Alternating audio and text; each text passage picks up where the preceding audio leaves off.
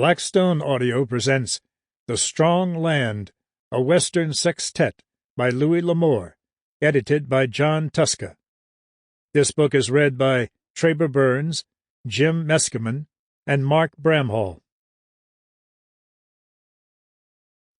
Forward by John Tuska. Louis Dearborn L'Amour, 1908 to 1988, was born in Jamestown, North Dakota. He left home at 15 and subsequently held a wide variety of jobs, although he worked mostly as a merchant seaman. From his earliest youth, L'Amour had a love of verse. His first published work was a poem, The Chap Worth While, appearing when he was 18 years old in his former hometown's newspaper, the Jamestown Sun.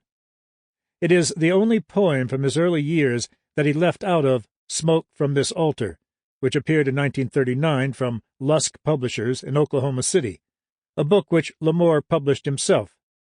However, this poem is reproduced in the Louis L'Amour Companion, Andrews and McMeel, 1992, edited by Robert Weinberg. L'Amour wrote poems and articles for a number of small circulation arts magazines all through the early 1930s, and after hundreds of rejection slips, finally had his first story accepted, Anything for a Pal, in True Gang Life, October 1935. He returned in 1938 to live with his family, where they had settled in Choctaw, Oklahoma, determined to make writing his career.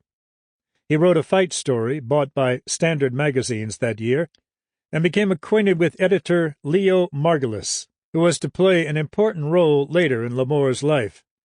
The Town No Guns Could Tame, in New Western, March 1940, was his first published Western story. During the Second World War, L'Amour was drafted and ultimately served with the U.S. Army Transportation Corps in Europe. However, in the 2 years before he was shipped out, he managed to write a great many adventure stories for Standard magazines. The first story he published in 1946, the year of his discharge, was a Western, Law of the Desert Born, in Dime Western, April 1946.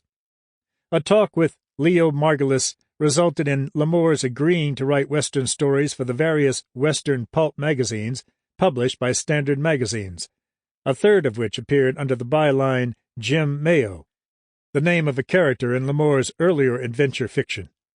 The proposal for L'Amour to write new Hopalong Cassidy novels came from Margulis, who wanted to launch Hopalong Cassidy's Western magazine to take advantage of the popularity William Boyd's old films and new television series were enjoying. Sample complete.